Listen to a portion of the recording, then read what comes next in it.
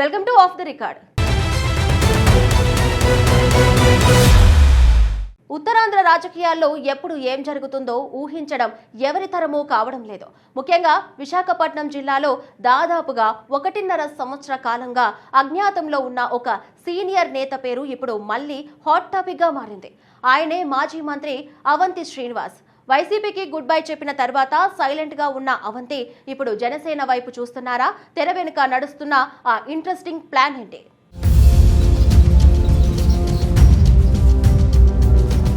విశాఖ రాజకీయం మరోసారి ఊహించని మలుపులు తిరుగుతూ సరికొత్త చర్చకు తెరలేపింది.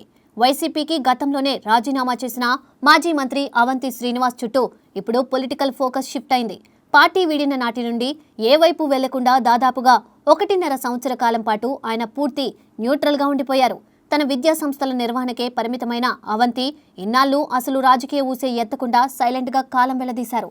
అయితే జనసేన పార్టీ తాజాగా వేసిన సరికొత్త జాయినింగ్స్ కమిటీ ఈ సీనియర్ నేత చుట్టూ మళ్లీ పొలిటికల్ హిట్ పెంచింది. విభిన్న జిల్లాల నుండి కీలక సభ్యులతో కూడిన ఈ కమిటీ చేరికలను ప్రోత్సహించేందుకు రంగంలోకి దిగింది. గతంలో చేరుతామన్న వారిని కూడా సున్నితంగా తిరస్కరించిన జనసేన ఇప్పుడు గేట్లు ఎత్తివేయడం సర్వత్రా ఆసక్తి రేపుతోంది. వివాదరహితుడిగా పేరుండడంతో పాటు బలమైన సామాజిక వర్గం నేత కావడం అవంతికి ఉన్న అతిపెద్ద ప్లస్ పాయింట్.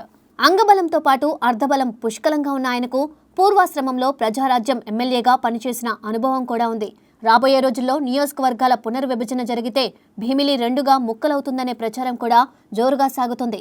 నియోజకవర్గం విభజనకు గురైతే భీమిలి లేదా మధురవాడ స్థానాల నుండి తన అదృష్టాన్ని పరీక్షించుకోవాలని ఆయన భావిస్తున్నారు. తన సుదీర్ఘ రాజకీయ అనుభవంతో పాటు వారసుల భవిష్యత్తును దృష్టిలో పెట్టుకుని జనసేన సరైన వేదికగా ఆయన భావిస్తున్నట్లు తెలుస్తోంది. ఈ సమీకరణాలన్నీ నిజమైతే విశాఖ జిల్లా నుండి జనసేనలోకి వెళ్లే మొదటి కీలక నేత అవంతి శ్రీనివాసే అవుతారని విశ్లేషకులు భావిస్తున్నారు.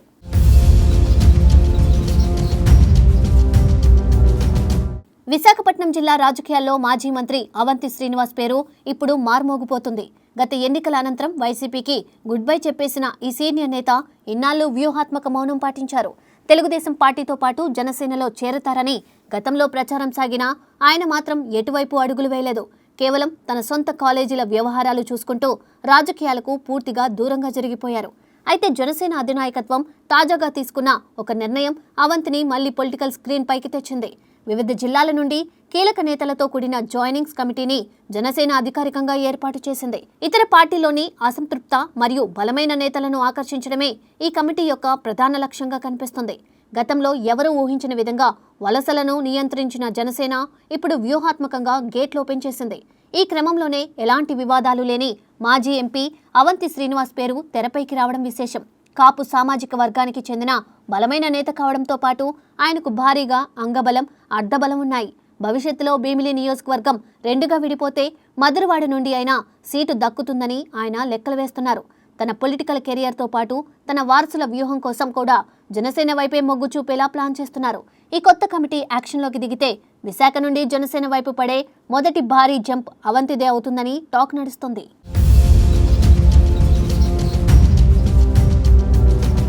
ఉత్తరాంధ్ర పాలిటిక్స్ లో ఎప్పుడు ఏ అడుగు పడుతుందో ఎవరికీ అంతు చిక్కని పరిస్థితి కనిపిస్తుంది. చాలా కాలంగా పొలిటికల్ స్క్రీన్ పై కనిపించని అవంతి శ్రీనివాస్ పేరు ఇప్పుడు హాట్ టాపిక్ గా మారింది. వైసీపీకి రాజీనామా చేసిన తర్వాత ఆయన ఏ వైపు వెళ్లకుండా తీవ్రమైన సస్పెన్స్ మెయింటైన్ చేశారు. చేరికల కోసం సీనియర్ మెంబర్స్ తో జనసేన ఇప్పుడు ప్రత్యేకంగా ఒక జాయినింగ్ కమిటీని రంగంలోకి దించింది. గతంలో చేరికల విషయంలో కఠినంగా వ్యవహరించిన జనసేన ఇప్పుడు గేట్లెత్తేయడం వెనుక పెద్ద వ్యూహమే ఉందని భావిస్తున్నారు. మాజీ మంత్రిగా, మాజీ ఎంపీగా సుదీర్ఘ అనుభవం ఉన్న అవంతి శ్రీనివాస్కు క్లీన్ ఇమేజ్ ఉంది. బలమైన సామాజిక వర్గంతో పాటు పూర్వపు ప్రజారాజ్యం ఎమ్మెల్యేగా ఆయనకున్న నెట్వర్క్ పార్టీకి బాగా కలిసి వస్తుందని అంచనా వేస్తున్నారు. ఎలాగైనా మరోసారి భీమిలి పరిధి నుండే బరిలోకి దిగి తన పట్టు నిలుపుకోవాలని అవంతి గట్టి పట్టుదలతో ఉన్నట్లు తెలుస్తుంది. టీడీపీని చూసి వచ్చిన ఆయనకు ఇప్పుడు జనసేన మాత్రమే బెస్ట్ ఆప్షన్లా కనిపిస్తుందని అనుచరులు సైతం భావిస్తున్నారు. ఈ కమిటీ ప్రయత్నాలు మొదలైతే విశాఖ జిల్లా నుండి జనసేనలోకి వెళ్లే మొదటి సీనియర్ నాయకుడు ఆయనే కావచ్చు.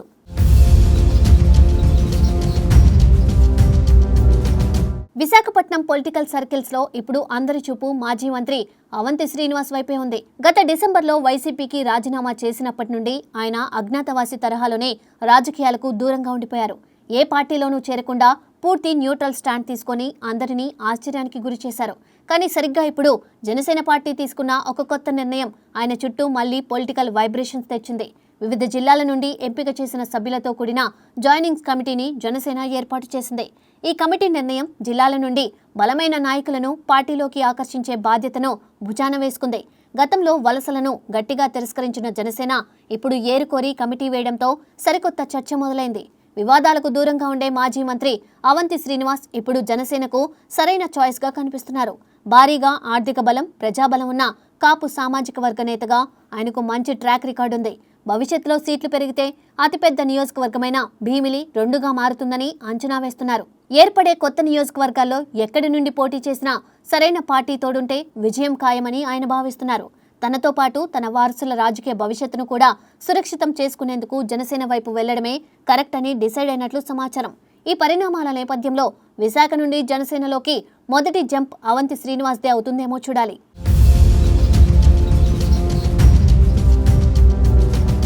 ప్రజారాజ్యం పార్టీ కాలం నాటి నుండి ఉన్న అనుభవంతో పాటు బలమైన సామాజిక వర్గం అంగబలం ఆయనకు అదనపు బలాలు. రాబోయే రోజుల్లో భీమిలి నియోజకవర్గం 2గా విడిపోతే మధురవాడ నుండి బరిలోకి దిగాలని ఆయన గట్టి ప్లాన్లో ఉన్నారు. సరైన రాజకీయ వేదికను ఎంచుకుంటే తనతో పాటు తన వారసుల ఫ్యూచర్ కూడా సేఫ్గా ఉంటుందని ఆయన లెక్కలేస్తున్నారు. మరి జాయినింగ్స్ కమిటీ అధికారికంగా రంగంలోకి దిగితే విశాఖ నుండి మొదటి వికెట్ అవంతి శ్రీనివాస్దే అవుతుందా అనేది వేచి చూడాలి.